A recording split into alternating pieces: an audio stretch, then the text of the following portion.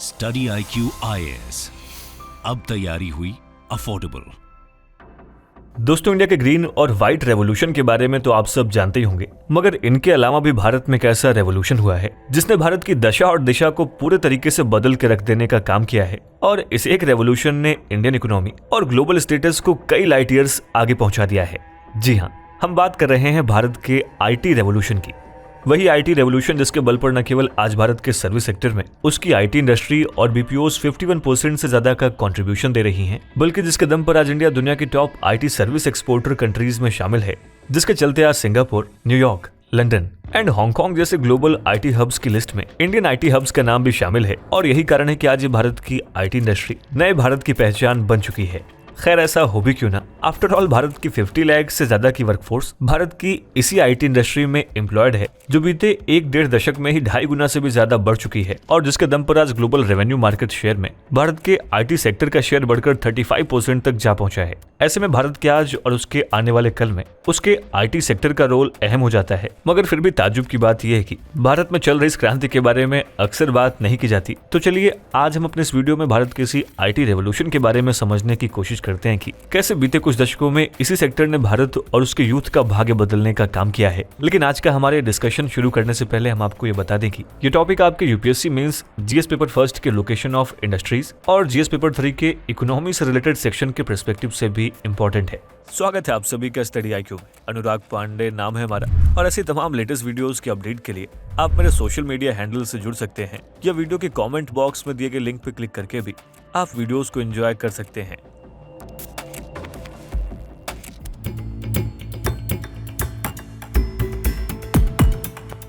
दोस्तों, आज भारत के जिस एवर ग्रोइंग IT इंडस्ट्री को हम देख रहे हैं उसके बीच 1963 में गवर्नमेंट द्वारा एस्टैब्लिश की गई इलेक्ट्रॉनिक्स कमेटी से ही पड़ गए थे, जहां भाभा कमेटी के नाम से मशहूर इस इलेक्ट्रॉनिक्स कमेटी ने भारत में कंप्यूटर्स और उसके कंपोनेंट्स के लोकल मैन्युफैक्चरिंग कैपेबिलिटीज को डेवलप करने के लिए एक 10 ईयर्स प्लान बना के दिया, जिसका टेन्योर 1966 से 1975 के बीच रहने वाला था।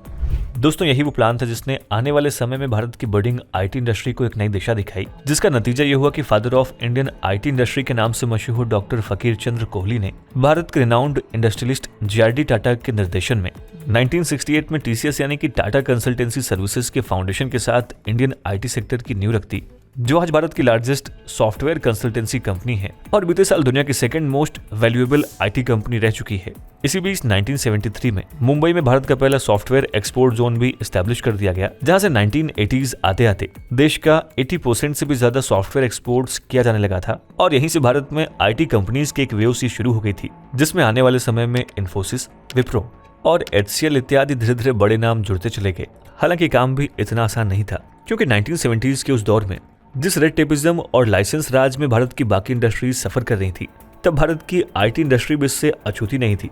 हालांकि 1984 में राजीव गांधी गवर्नमेंट के अंडर भारत की IT इंडस्ट्री को एक नया पुश तब मिला जब नई गवर्नमेंट ने न्यू कंप्यूटर पॉलिसी रिलीज कर देश की IT इंडस्ट्री को काफी हद तक डीरेगुलेट कर दिया। मगर भारत की IT इंडस्ट्री का असल गोल्डन पीरियड तब आया जब इंडियन गवर्नमेंट द्वारा अपनाए गए 1991 की LPG रिफॉर्म्स ने इंडियन IT इंडस्ट्री के दरवाजे दुनिया के लिए खोल के रख दिए। इसने इंडिया के IT इंडस्ट्री में टेक्नोलॉजिकल एडवांसमेंट, FDI इनफ्लो और एम्प्लॉयमेंट जनरेशन के लैंडस्केप को पूरी तरीके से बदल दिया। इंडियन कंपनीज को फॉरेन कंपनीज के साथ कोलैबोरेशन से टेक्नोलॉजिकल एडवांसमेंट में हेल्प तो हुई ही, साथ इंडिया की IT इंडस्ट्री को ग्लोबल लेवल पर अपनी सर्विस को रिप्रेजेंट करने का मौका भी मिला। भारत में इसी समय BPOs, कॉल सेंटर और IT कंपनीज लार्ज स्केल पर एस्टैब्लिश हुई, और यहीं से भारत के IT सेक्टर की ग्रोथ की रफ्तार तेज हो गई। और ये रफ्तार भी इतनी तेज थी कि देखते देखते भारत में IT हब्स की एक झड़ी लग गई।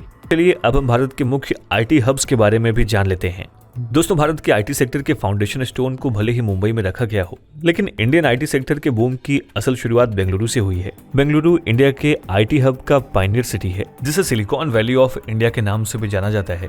मगर बेंगलुरु को सिलिकॉन वैली बनने में यहाँ के एजुकेशनल इंस्टीट्यूट्स का काफी बड़ा योगदान है। 1909 में GRD टाटा द्वारा established Indian institute of science ने बेंगलुरु को देश में साइंस एंड टेक के एजुकेशन हब के रूप में स्थापित किया।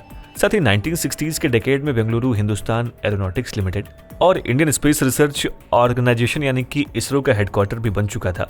इसी कड़ी में 1970s के दशक में RK बलिगा के प्रयासों से 322 एकड़्स में बेंगलुरु में एक इलेक्ट्रॉनिक सिटी एस्टैब्लिश की गई। ऐसे में IT कंपनीज और BPOs के लिए बेंगलुरु से बेहतर जगह नहीं हो सकती थी। दोस्तों, वीडियो को कंटिन्यू करें उससे पहले आप सभी के लिए एक इंपॉर्टेंट अपडेट है। दोस्तों प्रीलिम्स को यूपीएससी की परीक्षा का आयरन गेट माना जाता है। इस एग्जाम का सिलेक्शन रेट 1% से भी कम है। इसी मुश्किल को समझते हुए स्टडी आईक्यू आपके लिए लाया है SIP प्लस यानी success in prelims plus programme, जिसके अंतर्गत मात्र 90 दिनों में आप प्रीलिम्स के आयरन गेट को क्रॉस करने में सक्षम हो जाएंगे, क्योंकि इस प्रोग्राम में आपको भारत की सबसे बेहतरीन फैकल्टीज से 200+ आवर्स की लाइव रिवीजन क्लासेस मिलेंगी और इन लेक्चर्स के बाद आपको रिवीजन बुकलेट्स भी मिलेंगी, जिससे आप स्टैटिक और करंट कंटेंट को रिवाइज कर पाएंगे। साथ ही इसमें CSAT की वर्कशॉप्स, यूपीएससी सिमुलेटर टेस्ट और ऑल इंडिया ओपन टेस्ट भी शामिल हैं। साथ ही कोर्स में सभी NCERTs और स्टैंडर्ड टेक्स्ट बुक्स को भी कवर किया जाएगा। दोस्तों अगर अभी आप इस कोर्स को ज्वाइन करते हैं and AN live coupon code का इस्तेमाल करते हैं तो इस कोर्स को मात्र 7,499 के सुपर डिस्काउंटेड प्राइस में एक्सेस कर सकते हैं। इस कोर्स से रिलेटेड सभी इंपॉर्टेंट लिंक्स आपको पिन कमेंट और डिस्क्रिप्शन बॉक्स में मिल जाएंगे। तो आइए वीडियो को कंटिन्यू करते हैं। एक और जहां बेंगलुरु की इलेक्ट्रॉनिक सिटी में प्रोडक्शन की काफी सारी फैसिलिटीज अवेलेबल थी, वहीं यहीं पर हाईली क्वालिफाइड प्रोफेशनल्स का टैलेंटेड पूल भी इजीली अवेलेबल थे। इसका रिजल्ट ये हुआ कि 1980s की शुरुआत में ही इन्फोसिस और विप्रो जैसी कंपनीज ने बेंगलुरु में खुद को एस्टेब्लिश करना शुरू कर दिया, जबकि आज की डेट में बेंगलुरु में 67,000 से अधिक छोटी बड़ी कंपनीज रजिस्टर्ड हैं। हालांकि बेंगलुरु की IT इंडस्ट्री की बूमिंग के पीछे एक बड़ी वजह लेट 1990s में आया Y2K बग क्राइसिस भी है, जिसे रिजॉल्व करने के लिए दुनिया भर की IT कंपनीज, फाइनेंस और बैंकिंग सेक्टर्स को अपने कंप्यूटर प्रोग्राम्स की रिप्रोग्रामिंग करने के लिए भारी संख्या में IT इंजीनियर्स और प्रोग्रामर्स की जरूरत थी। और उस समय इस काम के लिए इन कंपनीज को बेंगलुरु से बेहतर जगह नहीं मिल सकती थी, क्योंकि उस समय पर लार्ज स्केल पर स्किल्ड वर्कफोर्स अवेलेबल होने और कंपैरेटिवली लो लेबर कॉस्ट की वजह से बेंगलुरु इतने लार्ज डेटा को एफिशिएंटली रिप्रोग्राम करने में सक्षम था। दोस्तों यही नहीं, अगर हम IT सेक्टर के ग्लोबल लीडर USA और इंडिया के रेस्पेक्टिव टाइमलाइंस पर गौर करें तो हम पाएंगे कि इन दोनों देशों के बीच 12 से 15 आवर्स का अंतर है। ऐसे में IT इंडस्ट्री के फॉलो द सन मॉडल के चलते ये दोनों देश एक दूसरे के पूरक बन गए हैं। इसमें एक और जहां इन कंपनीज को अपना काम जल्द से जल्द करवाने में मदद मिली, वहीं से बेंगलुरु की IT इंडस्ट्री को भी बूम मिला। आज बेंगलुरु से Infosys, Wipro, IBM, Intel, HP, Oracle और गूगल इंडिया जैसी फेमस कंपनीज ऑपरेट हो रही हैं। देखा जाए तो बेंगलुरु इंडिया के 35 IT एम्प्लॉइज का घर है। 2016-17 के डेटा के मुताबिक बेंगलुरु का IT एक्सपोर्ट में 38% का शेयर रहा है, जिसकी वैल्यू $45 बिलियन थी। आज यहाँ का IT सेक्टर डायरेक्ट और इनडायरेक्ट 4 मिलियन जॉब्स प्रोवाइड कर रही है। बेंगलुरु की IT इंडस्ट्री न सिर्फ कर्नाटका का बल्कि इंडिया का भी एक इम्पोर्टेंट ग्रोथ इंजन है। वहीं अब अगर हम बेंगलुरु से आगे बढ़कर इंडिया के नेक्स्ट IT हब हैदराबाद की बात करें तो हम पाएंगे कि हैदराबाद ने IT सेक्टर में जितनी ग्रोथ की है, उसको देखते हुए लोग इसे हाईटेक सिटी और साइबराबाद जैसे नामों से पुकारते हैं। आज हैदराबाद इंडिया का एक इम्पोर्टेंट इनोवेशन हब के रूप में उभर रहा है। हाल के वर्षों में फ्यूचरिस्टिक टेक्नोलॉजी से रिलेटेड जितना इनोवेशन हैदराबाद में हुआ है, वैसा शायद ही भारत के किसी और शहर में हुआ है। यहाँ IBM, Facebook, Microsoft, Google, Yahoo और डेल जैसी बड़ी कंपनीज की ब्रांच हैं। इसके अलावा हैदराबाद ने बायो इन्फॉर्मेटिक्स की फील्ड में भी सिग्निफिकेंट प्रोग्रेस किया है। दोस्तों बायो इन्फॉर्मेटिक्स एक ऐसा फील्ड है जिसमें कंप्यूटर साइंस के यूज से कॉम्प्लेक्स बायोलॉजिकल फिनोमिना और उससे रिलेटेड स्टडी की जाती है। इसलिए हैदराबाद में न सिर्फ सॉफ्टवेयर और कंसल्टेंसी कंपनीज खुल रही हैं, बल्कि सिटी बायोटेक इंडस्ट्री के तौर पर भी उभर रहा है।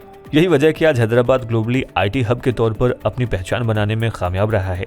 दोस्तों हैदराबाद IT टेक्नोलॉजी एक्सपोर्ट करने वाली इंडिया की सेकंड लार्जेस्ट सिटी है। इसी तरह साउथ इंडिया की एक और सिटी चेन्नई भी इंडिया की मेजर IT हब में से एक है, जहां IIT मद्रास जैसे साइंस एंड टेक एजुकेशन के अच्छे इंस्टीट्यूट हैं। इसके चलते यहाँ हाईली क्वालिफाइड और स्किल्ड वर्कफोर्स की कमी नहीं है।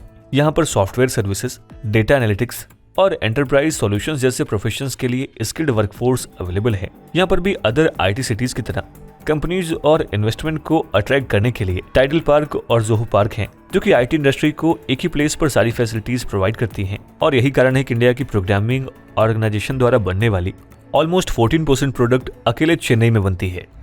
इसी तरह महाराष्ट्र में देश का एक और प्रोमिनेंट IT हब पुणे के रूप में स्थित है। मुंबई से 150 किलोमीटर दूर ये सिटी महाराष्ट्र के मॉडर्न एजुकेशन का हब भी है। इसके अलावा यहाँ के IT इंडस्ट्री के लिए IIT मुंबई से भी टैलेंटेड वर्कफोर्स अवेलेबल हो जाती है। पुणे का हिंजवड़ी यहाँ का एक मेजर IT हब है। 2800 एकर्स में फैला राजीव गांधी इंफोटेक पार्क यहाँ का डेडिकेटेड IT पार्क है। IT पार्क्स में IT फर्म और कंपनीज को इंफ्रास्ट्रक्चर की फैसिलिटीज अवेलेबल होती है। वहीं दूसरी ओर यहाँ का एजुकेटेड एंड स्किल्ड वर्कफोर्स उसे क्वालिटी वर्कफोर्स प्रोवाइड करने में हेल्प करती है। बेटर इंफ्रास्ट्रक्चर, कनेक्टिविटी और स्किल्ड वर्कफोर्स का पुणे को एक IT हब बनाने में इंपॉर्टेंट रोल है। देखा जाए तो 800 से अधिक IT कंपनीज पुणे में रजिस्टर्ड है, जिसमें सभी इंपॉर्टेंट डोमेस्टिक और इंटरनेशनल कंपनियां शामिल हैं। वहीं देश के सबसे बड़े स्टेट यूपी की इकोनॉमी का ड्राइवर सिटी नोएडा है। दोस्तों, नोएडा का फुल फॉर्म है new Okhla industrial development authority, जिसे यूं तो एक मैन्युफैक्चरिंग इंडस्ट्री बेस के रूप में स्टैब्लिश किया गया था, मगर नोएडा जिसे कहीं आगे बढ़कर नॉर्थ इंडिया के सबसे बड़े IT हब के रूप में अपनी पहचान बना चुका है। देखा जाए तो world class infrastructure, connectivity, dynamic talent, skilled workforce और देश की राजधानी दिल्ली से अपनी प्रॉक्सिमिटी की वजह से नोएडा को IT हब बनाने में काफी हेल्प की है। आज नोएडा की पहचान एक वर्ल्ड क्लास IT MNC के हब के रूप में है, जहां TCS, HCL Tech, Wipro, Infosys, Adobe और माइक्रोसॉफ्ट जैसी कंपनीज की ऑफिस है, जो पूरे वर्ल्ड के लिए अपनी सर्विस आउटसोर्सिंग और सॉफ्टवेयर डेवलपमेंट का काम करती हैं। यूपी के नोएडा सिटी को दिल्ली NCR के नजदीक होने के नाते जितना फायदा नोएडा को हुआ है, उतना ही फायदा हरियाणा के गुरुग्राम शहर को भी हुआ है, जिसकी वजह से वर्ल्ड की फेमस MNCs और BPOs के ऑफिस गुरुग्राम में एस्टेब्लिश होते देखे जा रहे हैं, जिसमें TCS, Infosys, Wipro, HCL, Tech Mahindra और IBM के अलावा गूगल इंडिया के ऑफिस भी हैं। गुरुग्राम में 250 से अधिक सॉफ्टवेयर प्रोड्यूसर कंपनीज हैं, जो मल्टीनेशनल कंपनीज को अपनी सर्विस प्रोवाइड करती हैं या उनके लिए आउटसोर्सिंग का काम करती हैं। भारत में तेजी से डेवलप होते इन IT हब्स का ही नतीजा है कि आज वर्ल्ड के टॉप 10 IT कंपनीज की लिस्ट में इंडिया की 4 कंपनीज यानी कि TCS, इन्फोसिस, विप्रो और HCL टेक शामिल है। इंडिया की IT इंडस्ट्री का ग्लोबल आउटसोर्सिंग मार्केट में 55% का शेयर है। इसी के चलते 1990s में जिस सर्विस सेक्टर का कंट्रीब्यूशन इंडिया के GDP में 10 से 12% से ज्यादा नहीं हो पाता था, आज 2023 में उसका कंट्रीब्यूशन 50% से अधिक है, जिसमें IT सेक्टर की सबसे बड़ी भूमिका है।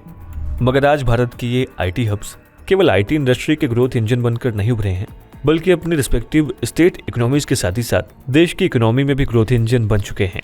दोस्तों, कोविड-19 ने इंडिया के हर सेक्टर को लास्ट 2 ईयर्स में जिस तेज गति के साथ डिजिटलाइज किया है, उतना शायद 21st सेंचुरी के 2 दशक में नहीं हुआ था। आज एजुकेशन, हेल्थ केयर हो या गवर्नमेंट सर्विसेज या फाइनेंशियल सिस्टम, सभी बहुत ही तेज गति से डिजिटलाइज्ड हो रहे हैं।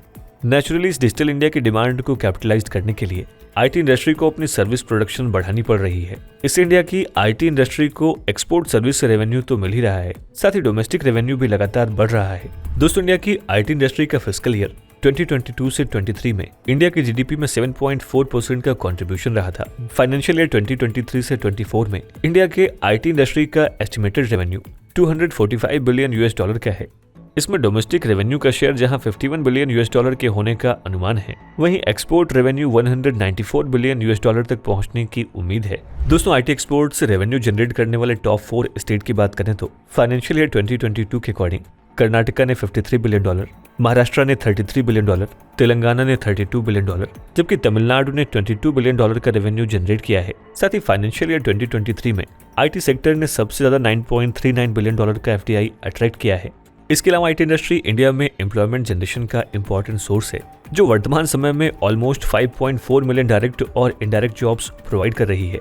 ऐसे में IT हब्स देश के यूथ के लिए मास जॉब्स तो क्रिएट करते ही हैं, साथ ही IT सिटीज के इकोनॉमिक एक्टिविटीज का मल्टीप्लायर इफेक्ट आसपास के इकोनॉमी पर भी पड़ता है। इससे आसपास के एरिया के साथ ही साथ स्टेट की इकोनॉमी को बूम मिलता है। ऐसे में IT इंडस्ट्री के इसी मल्टी डायमेंशनल पॉजिटिव इफेक्ट्स के चलते भारत के अलग अलग स्टेट्स और सिटीज के बीच भी IT हब बनने की एक रेस लगी हुई है। आज Indian IT sector global technology का पावर हाउस बन चुका है, जहां ग्लोबल जायंट टेक कंपनीज भी आकर कोलैबोरेशन और पार्टनरशिप के लिए रेडी हैं। मगर अब भी इस दिशा में भारत को कुछ और कदम उठाने की जरूरत है।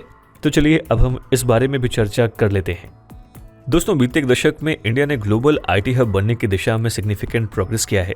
इंडिया के मेजर सिटीज के बाद अब टायर 2 और टायर 3 सिटीज में भी IT हब बनने की होड़ लगी हुई है। लेकिन इंडिया को IT हब के होम बने रहने के लिए अभी भी एक स्ट्रेटेजिक प्लानिंग के लिए कॉन्क्रीट एंड कंटिन्यू एफर्ट्स की जरूरत है। इंडिया को सबसे पहले अपने IT सेक्टर के डोमिनेंस को बरकरार रखने के लिए इंफ्रास्ट्रक्चर की चुनौतियों को दूर करना होगा। दोस्तों, इन चुनौतियों में high speed internet, modern well equipped IT parks, reliable power supply और इन्वेस्टमेंट के लिए रिक्वायर्ड एनवायरनमेंट जैसी चीजें शामिल हैं। इसके अलावा IT इंडस्ट्री के लिए वेल स्किल्ड वर्कफोर्स सबसे इंपॉर्टेंट फैक्टर है। ऐसे में इंडिया को अपने एजुकेशन स्ट्रक्चर में स्पेशली स्टेम फील्ड में सुधार करने की जरूरत है। हालांकि आज इंडिया में इंजीनियर्स मिलना मुश्किल नहीं है, मगर इंडियन एजुकेशन सिस्टम की खामियों की वजह से एक स्किल्ड इंजीनियर का मिलना काफी मुश्किल है। साथ ही तेजी से बदलते टेक्नोलॉजिकल लैंडस्केप के अकॉर्डिंग ही IT इंडस्ट्री के एग्जिस्टिंग वर्कफोर्स को भी कंटिन्यूअस अपने स्किल को अपडेट करने की जरूरत है, ताकि वे इस इंडस्ट्री में रिलेवेंट रह सके। इसलिए भारत को अपनी वर्कफोर्स के लिए अपस्किलिंग और रीस्किलिंग प्रोग्राम चलाने की जरूरत है, जिससे वो भी IT सेक्टर का हिस्सा बन सके। भारत में रिसर्च और डेवलपमेंट पर जीडीपी का मात्र 0.7% ही खर्च किया जाता है, बल्कि वे देश यहाँ आईटी हब हैं, वो अपने रिसर्च एंड डेवलपमेंट पर अपने जीडीपी का 2 to 5% खर्च कर रहे हैं। ऐसे में भारत को भी इनोवेटिव को बढ़ावा देने के लिए अपने R&D एक्सपेंडिचर को बढ़ाने की जरूरत है, क्योंकि जितना ज्यादा इनोवेशन होगा, जितनी न्यू टेक्नोलॉजी आएगी, उतना ही आईटी इंडस्ट्री ग्रो होगा। मगर जिस रफ्तार के साथ टेक्नोलॉजी एडवांस हो रही है, उसी रफ्तार से साइबर सिक्योरिटी का खतरा भी बढ़ा है। इंडिया के सेंसिटिव डेटा को सिक्योर करने, ग्लोबल क्लाइंट्स के ट्रस्ट को बनाए रखने और पॉसिबल साइबर अटैक से बचने के लिए अपने एग्जिस्टिंग साइबर इंफ्रास्ट्रक्चर को मजबूत करने की जरूरत है। इंडियन आईटी इंडस्ट्री को ग्लोबल आईटी फर्म के साथ टेक्निकल कोलैबोरेशन की जरूरत है। साथ ही इन्वेस्टमेंट अट्रैक्ट करने के लिए इंडियन आईटी इंडस्ट्री को ग्लोबल ट्रेड पार्टनरशिप करने की भी जरूरत है। इससे आईटी सर्विस के एक्सपोर्ट को मैक्सिमाइज करने में हेल्प होगी। आईटी इंडस्ट्री को सिंगापुर और सिलिकॉन वैली से कम्पीट करने के लिए वेल प्लान्ड रेगुलेटरी फ्रेमवर्क बनाने की जरूरत है, जो क्लियर और ट्रांसपेरेंट हो। साथ ही आईटी इंडस्ट्री के सपोर्ट के लिए ऐसा एनवायरनमेंट क्रिएट करना होगा जो ईज ऑफ डूइंग बिजनेस को प्रमोट करने के साथ ही साथ एफडीआई को भी अट्रैक्ट करे। दोस्तों, भारत ने 2030 तक $2 ट्रिलियन के एक्सपोर्ट का टारगेट सेट किया है। इस टारगेट को अचीव करने में भी आईटी इंडस्ट्री का इंपॉर्टेंट रोल रहने वाला है। इंडिया के आईटी सेक्टर की ग्रोथ को देखते हुए ये कहा जा सकता है कि आईटी इंडस्ट्री इंडिया के डेवलपमेंट का सबसे इंपॉर्टेंट ग्रोथ इंजन साबित होगा। इसी के साथ आज हम अपने वीडियो डिस्कशन को यहीं पर समाप्त करते हैं और आज का प्रैक्टिस क्वेश्चन है, India's IT services industry has traditionally been dominated by exports, but in the last couple of years it is the domestic sense which has begun to matter. Examine the factors that have enabled the shift and also examine prospects of such shift. Study IQ IAS, अब तैयारी हुई affordable.